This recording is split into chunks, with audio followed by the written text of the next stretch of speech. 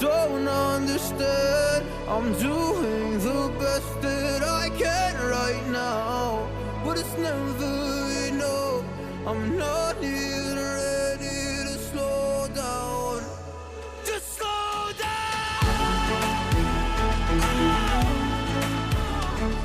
And I'm so sorry, but I'm not able to slow down now. Hello friends, official exam point के इस YouTube channel पर आपका एक बार फिर से स्वागत है। आज हम हिस्ट्री के अंदर सिकंदर महान के बारे में पढ़ेंगे। सिकंदर महान जो था वो मतलब कहाँ से आया था और उसने भारत के ऊपर आक्रमण किया था, वो कब किया था और उसको हराने वाला जो भारत के अंदर शासक था वो कौन था। यानी कि जो सिकंदर महान थे, सिकंदर महान ने क्या है कि पूरे विश्व को जीतने का क्या है एक मतलब प्लान बना रखा था या जिद अपना रखी थी कि मैं पूरे विश्व का राजा बनूंगा। लेकिन उसकी इस जिद के अंदर वो क्या नहीं कर सका, हमारे भारत को नहीं जीत सका था।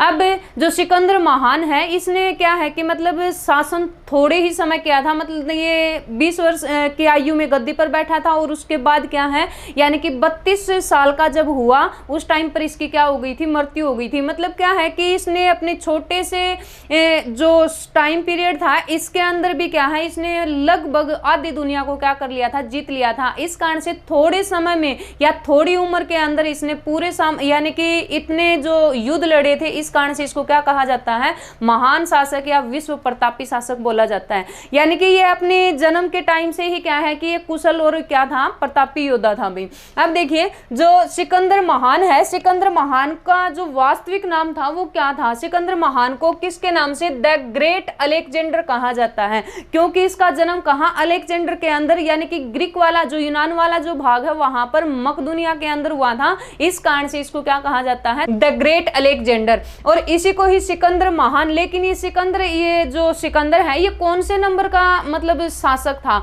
तो ये सिकंदर कौन सा था भाई, सिकंदर तृतीय, ठीक है। यानी कि जो सिकंदर था वो कौन से थे, सिकंदर तृतीय थे। सीधा पेपर में क्वेश्चन पूछा जा सकता है भाई। यानी कि जो सिकंदर है, ठीक है, जो राजा फिलिप थे, राजा फिलिप का जो उत्तराधिकारी था जिसने भारत के ऊपर आक्रमण किया था वो कौन से नंबर का था या उसका नाम क्या था। तो आपको सिकंदर फर्स्ट, सेकंड, थर्ड और फोर्थ इस तरह से ऑप्शन मिल सकते हैं, तो इसका ध्यान रखना। हम सिकंदर याद रखते हैं तो इसका अकेला सिकंदर नाम नहीं था, क्या था, सिकंदर तृतीय था, ठीक है। और दूसरा इसका नाम क्या आता है, द ग्रेट अलेक्जेंडर। इसका जन्म कहाँ हुआ था, एक बार देखिए आप वीडियो देखने से पहले है ना, ये मतलब एक बार जल्दी से वीडियो को शेयर कर दें। आज हम इस वीडियो के अंदर वो सारी बातें करेंगे जो अलेक्जेंडर महान से या सिकंदर से संबंधित पेपर के अंदर कौन कौन सी बातें आती हैं। वैसे मैं आपको इसकी सारी बातें बताऊंगी, यानी कि एक स्टोरी के माध्यम से आपको क्या है इसको बताने का प्रयास करूंगी। आप देखो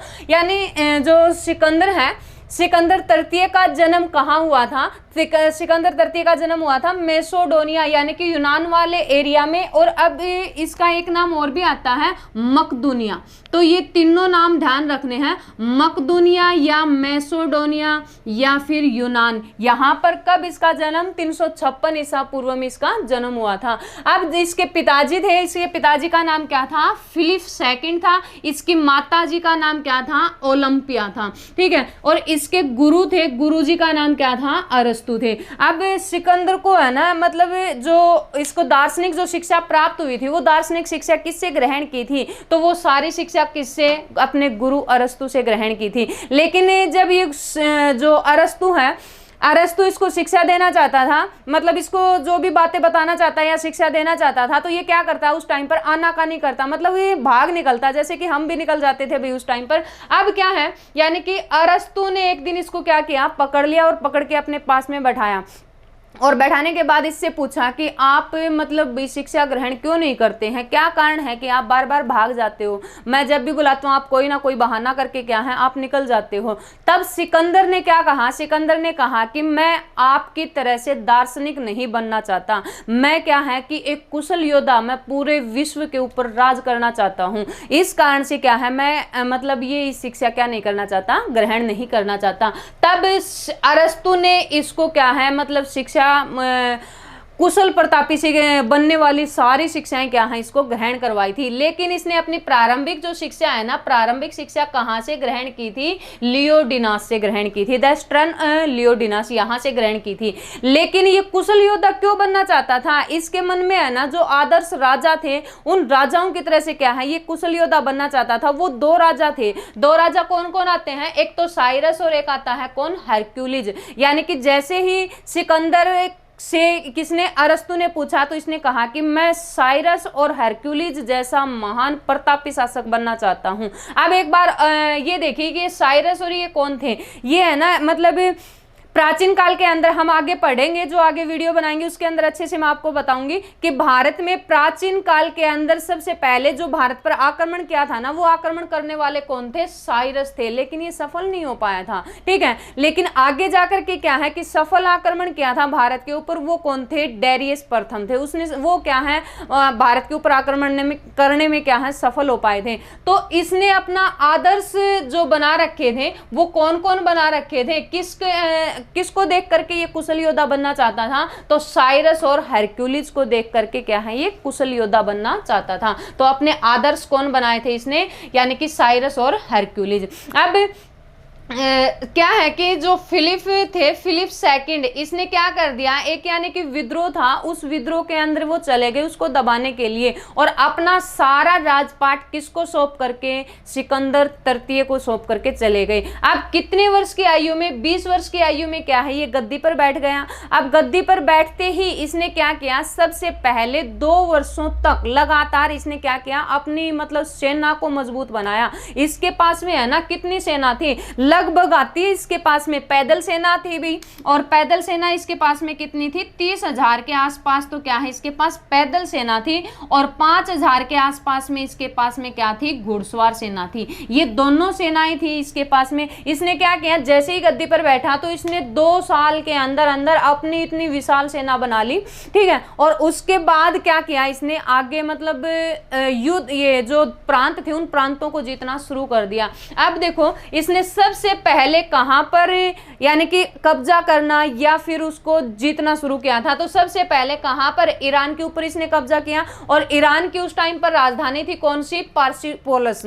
और पार्सिपोलस जो राजधानी थी ना, इस टाइम पर यहां पर इस पार्सिपोलस का या ईरान का एक राजा था, और उस राजा का नाम क्या आता है, डेरियस कौन भाई, थर्ड, ठीक है। डेरियस थर्ड थे उस टाइम पर।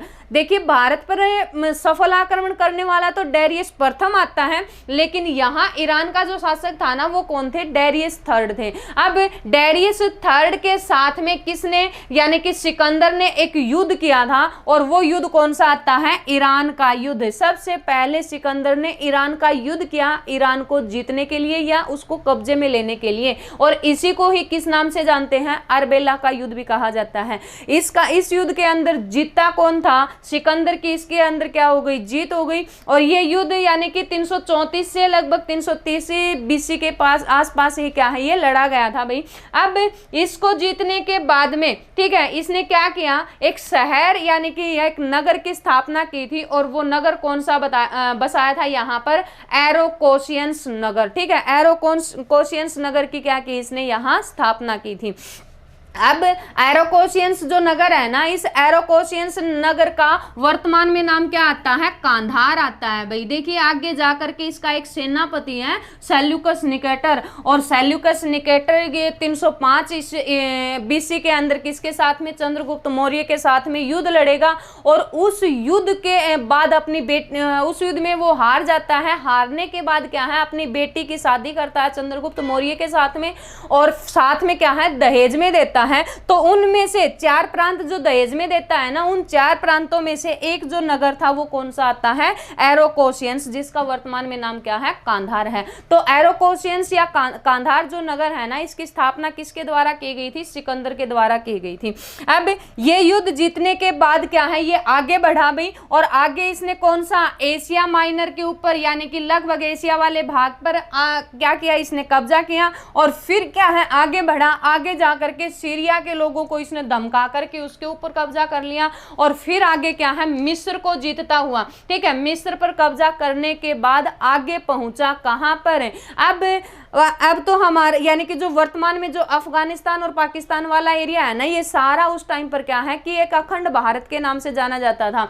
तो उस टाइम पर ये आगे बढ़ा कहाँ, खैबर दर्रे के, यानी कि भारत को जीतने के लिए भारत विजय अभियान की तरफ इसने शुरू कर दिया भैया। हाँ, अब देखो आगे जा करके, अब यहां तक की बातें हैं, ठीक है। यहां के बाद इसने क्या किया, एक दर्रा, एक रास्ता बनवाया, ठीक है, और उस रास्ते का नाम क्या है, खैबर दर्रा।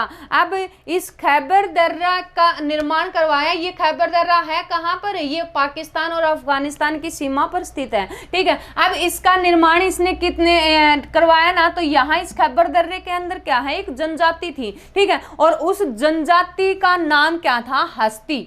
हस्ती जनजाति निवास करती है यहाँ पर, जिसको एस्टेस भी बोला जाता है भाई, ठीक है। किसके नाम से जानते हैं, हस्ती या एस्टेस। ग्रीक में उसको हस्ती बोला जाता है और भारत के अंदर इसको क्या कहते हैं, एस्टेस कहा जाता है। अब इस जो हस्ती जो थी ना, ये जनजाति, इनकी राजधानी थी, और इनकी राजधानी कौन सी है, पुष्पकलवती, ठीक है। कौन सी राजधानी आती है इनकी, पुष्पकलवती राजधानी आती है। अब यहाँ क्या है, इसने खैबर दर्रे का निर्माण करवाया ना, तो उस टाइम पर इसके साथ में ये इन्होंने क्या किया, यानी कि इसको रोकने का प्रयास किया। किसने, कौन सी जनजाति ने, हस्ती जनजाति ने या एस्टेस जनजाति ने। लगभग 30 दिन तक इसको रोके रखा, यानी कि युद्ध चलता रहा इन दोनों के बीच में। कौन सी जनजाति के बीच में, हस्ती और राजा सिकंदर के बीच में। अब यहां पर क्या है, इस युद्ध में भी किसकी जीत हुई भाई, युद्ध काफी दिन चला, 1 महीने तक युद्ध चला था, लेकिन फिर भी जीता आखिर में कौन है, यानी कि सिकंदर की क्या हो गई, जीत हो गई। और जीतने के बाद इसने क्या किया, लगभग 4000 क्या है जो लोग थे उनको इसने क्या कर लिया, बंदी बना लिया था। अब इसके बाद देखिए, ये जीतने के बाद यहां तक का इसने ये सारा प्रांत जीत लिया है, ठीक है। आगे चलाइए, यानी कि भारत विजय अभियान की तरफ तो चल ही रहा था, ये रास्ते के अंदर की बातें हैं सारी, इनको जीतता हुआ आगे बढ़ रहा है ये। अब आगे जाकर के क्या है, एक रानी थी कृपा, ठीक है, एक मसवंती नगर था, और उस मसवंती नगर के अंदर रानी कृपा थी। और रानी कृपा यहाँ पर एक किला भी आता है, और उस किले का नाम क्या है, मस्सग किला।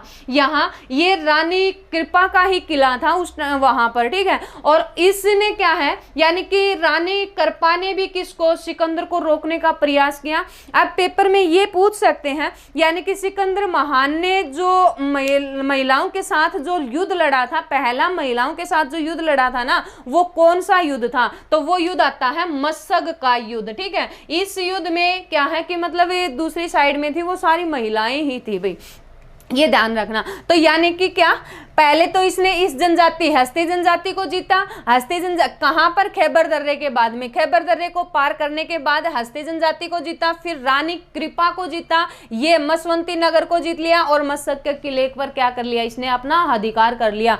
इन दोनों के बीच में यहाँ जो युद्ध हुआ था वो कौन सा युद्ध आता है, मस्सग का युद्ध आता है। सिकंदर महान ने पहली बार महिलाओं के साथ किस युद्ध में लड़ाई लड़ी थी, तो वो आता कौन सा, मस्सग। किस रानी के साथ में लड़ाई लड़ी थी, तो रानी कृपा के साथ में। सीधी सी बात है भाई, क्या है, इसकी भी यहां पर क्या हो गई, हार हो गई। जीता कौन, सिकंदर जीत गया। सिकंदर जीतते जीतते आगे पहुंचा, और आगे कहां, वर्तमान में पाकिस्तान के अंतर्गत तक्षशिला वाला एरिया है ना, तक्षशिला में पहुंच गया ये। और तक्षशिला में पहुंचने से पहले इसने क्या किया था, यानी कि वहां रास्ता नहीं था, ठीक है, और उसने क्या किया, एक पुल बनवाया वहां पर। और कौन सा पुल का निर्माण करवाया, ओहिंद का पुल। और यहाँ ये इसने क्या है, विश्राम किया। लगभग कितने दिन भाई, 1 या 1.5 महीने तक यहाँ पर इसने विश्राम किया भाई, आराम से पुल बनाओ और पुल को पार करके क्या है, आगे चलेंगे, ठीक है। अब सिकंदर ने क्या है, ओहिंद पुल का निर्माण करवाने के बाद ये पहुंच गया कहाँ, तक्षशिला में। और तक्षशिला का उस टाइम पर जो शासक था ना, उस शासक का नाम क्या था, आम्भी, ठीक है। आम्भी क्या है, तक्षशिला के शासक थे, लेकिन तक्षशिला का सेनापति है, उस सेनापति का नाम क्या था, चाणक्य था। देखिए चाणक्य आगे जाकर के घनानंद का भी क्या है, प्रधानमंत्री बनेगा। और घनानंद ने इसका क्या कर दिया, अपमान करने के बाद फिर इसने एक लड़के को तैयार किया राजा बनाने के लिए, और अपने अपमान का बदला लेने के लिए, और अपने आगे जाकर के एक भारत के अंदर मगध के ऊपर एक वंश की स्थापना की, उसका नाम क्या है, मौर्य वंश।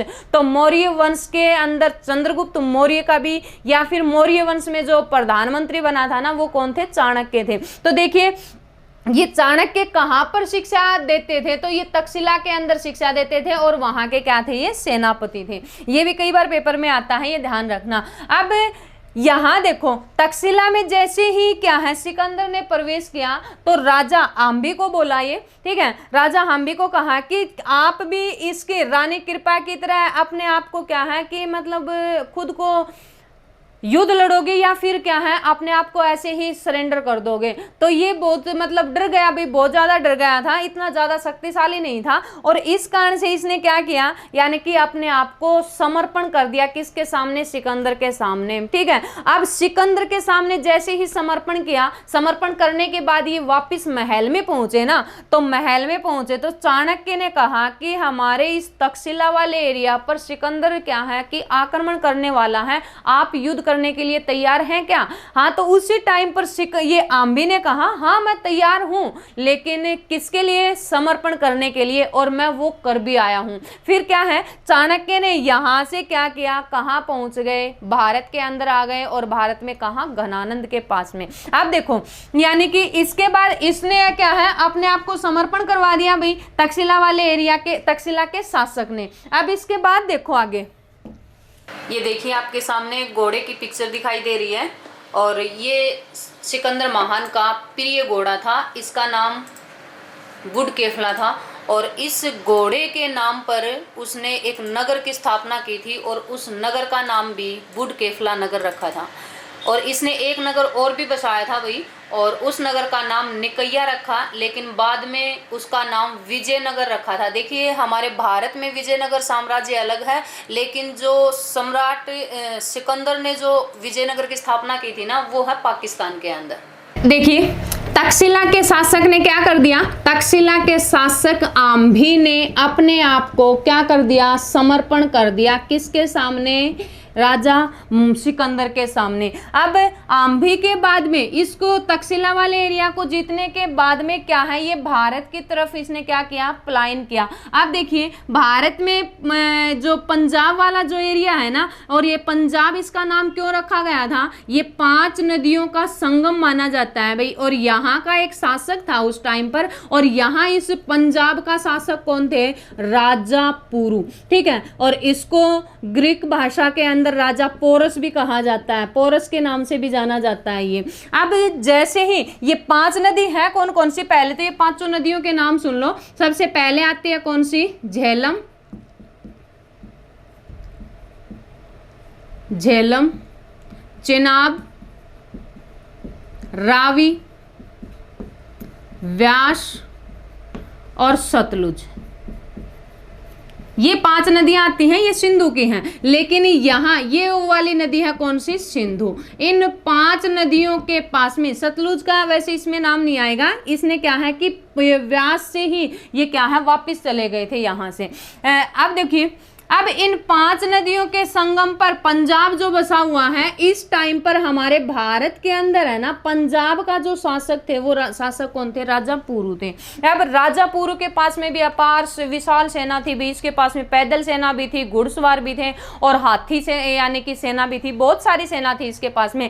तो इसकी तरफ यानी कि जैसे ही आम्भी वाला या तक्षशिला वाले एरिया को जीत करके ये जैसे ही भारत के अंदर आता है, और भारत आने के बाद राजा पुरु को कहता है कि राजा पुरु को बोलता है कि तू भी यानी कि इस आम्भी की तरह से खुद ही समर्पण करेगा या फिर युद्ध लड़ेगा। तो इसने कहा कि मैं भाई मतलब अपने आप को समर्पण नहीं कर सकता, तो मैं तो क्या है युद्ध करूंगा, और युद्ध में अगर तू जीत गया तो हमारे भारत पर या पंजाब पर क्या कर सकता है, शासक कर सकता है। इसने कहा ठीक है। तो यहां पर क्या है कि राजा पोरस और किसके बीच में, सिकंदर के बीच में, राजा पोरस और सिकंदर के बीच में युद्ध हुआ था, और इस युद्ध को किस नाम से जाना जाता है, ये युद्ध कहलाता है हाइडेस्पीड, ठीक है। किसके नाम से जानते हैं, हाइडेस्पीड का युद्ध भी बोला जाता है भाई इसको, या फिर इसी का ही एक नाम आता है क्या, झेलम, ठीक है, झेलम का युद्ध। और इस झेलम नदी को है ना यानी कि वैदिक सभ्यता के अंदर क्या बोला जाता है, वितस्ता कहा जाता है, तो इसको वितस्ता का युद्ध भी कहते हैं, वितस्ता का युद्ध।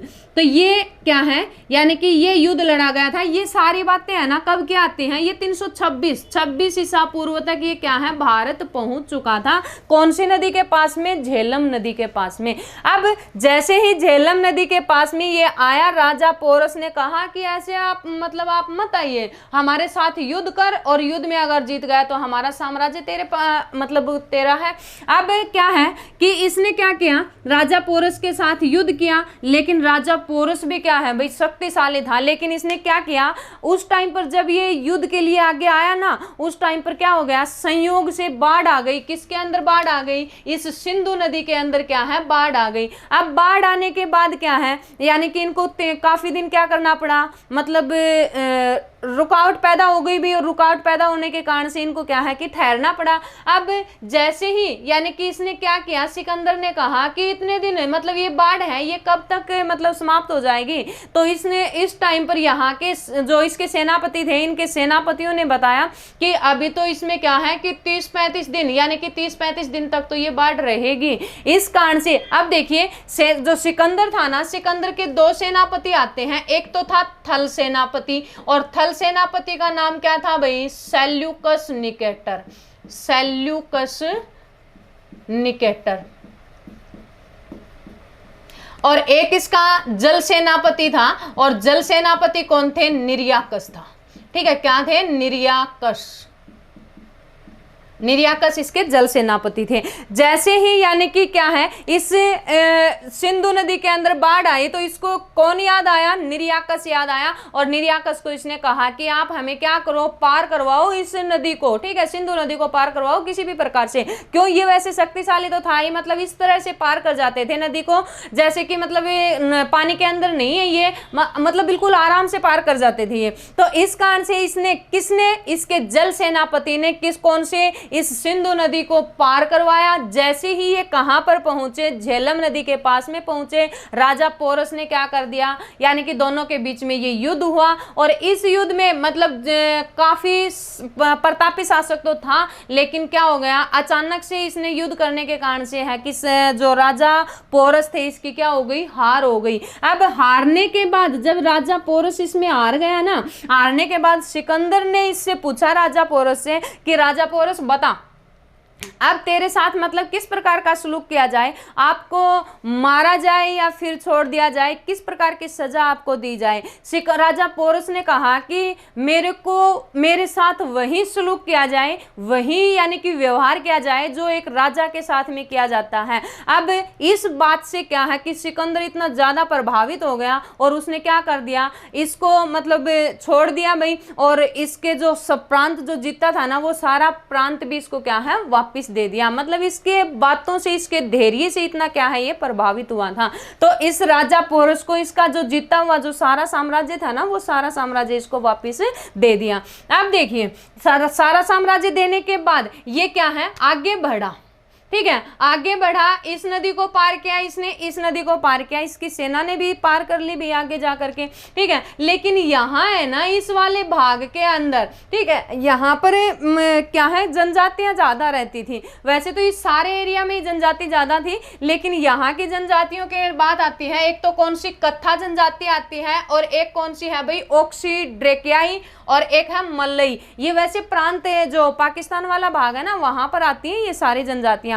अब इस जनजाति को तो इन्होंने क्या कर लिया, जीत लिया था। ठीक है, इन्होंने क्या है कि मतलब सिकंदर का डट कर सामना किया था, और इसको तो क्या है, इन जनजातियों को तो डरा धमका करके या फिर इनको तो जीत लिया इन्होंने। अब इसके बाद ये जैसे ही आगे बढ़ा, ये क्या हो गए, यानी कि छिप गए थे उस टाइम पर कि भाई क्यों बेफालतू में इसके साथ में युद्ध किया जाए। अब इन्होंने क्या है कि सिकंदर की जो सेना थी ना, कत्था जनजाति ने सिकंदर की सेना के अंदर इतना भय पैदा कर दिया कि हमें तो जीत करके आप जा रहे हो, आगे जाओगे ना कहां, मगध की गद्दी के ऊपर एक राजा बैठा हुआ है, नंद वंश का घनानंद। और घनानंद रियल में ही क्या था, एक कट्टर शासक था, और वो आपको क्या है कि मतलब इतनी बेरहमी से आपकी क्या करेगा, हत्या करेगा। इस कारण से आप क्या है कि वापस चले जाओगे, तो इसी में आपकी क्या है, भलाई है। अब सिकंदर की सेना इस भय से मतलब इतनी बौखला गई, इतनी डर गई कि उन्होंने क्या कहा कि राजा सिकंदर को बोली वो सेना सारी कि आप जाओ, अगर आपको युद्ध जीतना है या आपको विजय प्राप्त करनी है करो, हम तो क्या है इस नदी को पार नहीं करेंगे, हम यहाँ से वापस जा रहे हैं।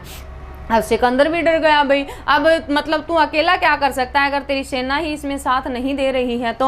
अब यानी कि ये सीधा पेपर के अंदर क्वेश्चन पूछा जाता है कि सिकंदर की सेना ने कौन सी नदी को पार करने से मना कर दिया था, तो व्यास नदी को क्या है यहाँ से पार करने से मना कर दिया था। अब यहाँ से क्या है बोला, सिकंदर ने कहा कि भाई तुम ही युद्ध नहीं करोगे तो मैं अकेला क्या करूंगा, चलो वापिस चल पड़े ये। फिर दोबारा से कहां पर इनके साथ में क्या हुई, दो जनजाति आती हैं ऑक्सीड्रेकियाई और मलई, इनके साथ में इनकी मुठभेड़ हुई यानी कि लड़ाई हुई। और जैसे ही मुठभेड़ हुई, उस लड़ाई हुई, तो इसमें इन जनजातियों के युद्ध में क्या है ये सिकंदर क्या हो गया, घायल हो गया। ठीक है, अब घायल हो गया ना सिकंदर, घायल होने के बाद ये क्या है धीरे धीरे ठहरता हुआ क्या है कि वापस जा रहा था अपने जहां से आया था, ये मकदूनिया के अंदर ही वापस जा रहा था। लेकिन रास्ते में क्या है देखिए, हमने ओहिंद का जो पुल बनवाया था ना, इस ओहिंद के जो पुल में जो बना रहे थे ना जो व्यक्ति, उनके अंदर एक ज्योतिष था। और उस ज्योतिष से सिकंदर ने पूछा कि बता ज्योतिष कि मेरी मृत्यु मतलब कब होगी, मैं कैसा शासक रहूंगा। तो अब ज्योतिष को तो जैसे इसका हाथ देखा सिकंदर का, उसको देखते ही पता चल गया था कि भाई मतलब तेरी मृत्यु होने वाली है। अब सिकंदर को ये बोले तो उसने सोचा कि तेरे को ये नहीं बख्शेगा, तेरे को क्या कर देगा, ये मार डालेगा। इस कारण से सिकंदर को उस ज्योतिष ने कहा कि मतलब तेरी मृत्यु तो उस टाइम पर होगी जब तेरे मतलब आपको आसमान सोने जैसा दिखाई देना शुरू हो जाएगा और ये जो धरती है ये लोहे की हो जाएगी। उस टाइम पर ये समझ लिए कि आपकी मृत्यु क्या है, निश्चित है या आपकी मृत्यु हो सकती है। तो इसने सिकंदर ने सोचा कि मतलब जो आकाश है वो क्या नहीं हो सकता, सोने के जैसा नहीं हो सकता, भाई पीला नहीं हो सकता, और ये जो धरती है ये भी क्या है मतलब लोहे की नहीं बन सकती है, इसका मतलब मैं क्या है अमर रह सकता हूं। तो फिर क्या है यानी कि अब उसके दिमाग से मतलब बह निकल गया कि तू मरेगा या नहीं मरेगा, वो उसने सोचा कि तू अमर रहेगा।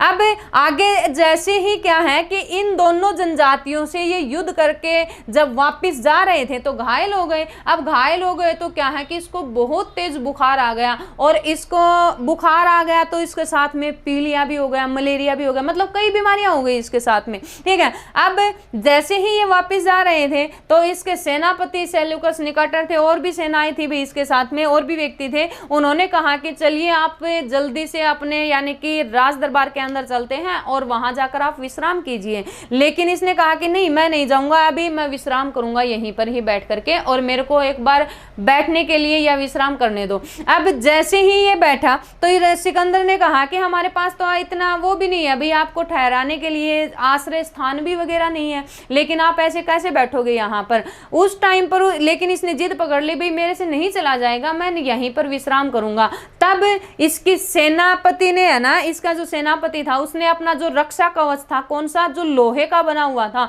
वो लोहे के रक्षा कवच को कहां पर, धरती के ऊपर फैला दिया, बिछा दिया, और ऊपर क्या है यानी कि उसके ऊपर क्या हो गए, ये लेट गए। और लेटने के बाद मतलब भाई धूप तो उस टाइम पर तेज थी ही, और बीमार था तो उसको ज्यादा धूप लग रही थी। इस कारण से इसने, इनके पास जो भी संपत्ति थी ना उसमें एक सोने की छतरी थी, और उस सोने की छतरी से इसके ऊपर क्या कर ली, इसने छाया कर ली।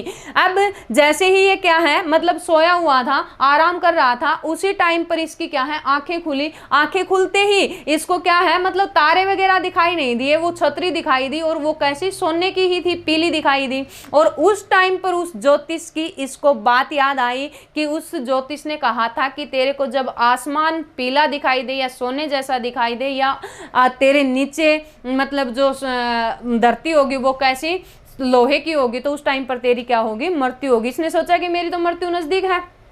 इस टाइम पर जब इसके मन में ये बात आई तो उस टाइम पर इसने अपने सेनापतियों को और अपनी सारी सेना को क्या किया, पास में बुलाया, और बुला करके इसने अपनी 3 बातें कही। बोले कि भाई मतलब मेरा अंतिम समय नजदीक है और मेरी 3 इच्छाएं हैं, उन 3 इच्छाओं को आप क्या करना, पूरी कर देना। अब उन्होंने कहा कि भाई ठीक है, लेकिन आप ऐसी ऐसी बातें क्यों कर रहे हो। इसने मतलब सारी बातें बता दी। फिर इसने कहा कि भाई मेरी पहली इच्छा ये है कि जितने भी, जैसे ही मेरी मृत्यु हो, मेरे शव को ले जाने के लिए कौन, मेरे मतलब उत्तराधिकारी नहीं होने चाहिए, कौन होना चाहिए, चिकित्सक होने चाहिए। मेरे शव को जो कंधा देंगे ना, वो कंधा देने वाले कौन हो, चिकित्सक होने चाहिए। दूसरी इसकी जो इच्छा थी, इसने कहा जितनी भी जो धन संपत्ति हमारे पास है वो सारी जहां से मेरे को मतलब ले जाया जाएगा ना, उस रास्ते के अंदर क्या कर दीजिएगा, बिछा दीजिएगा, ठीक है। और तीसरी जो इसकी इच्छा थी, इसने कहा कि मेरे मतलब जो जब शव को ले जाया जाएगा ना अंतिम संस्कार के लिए,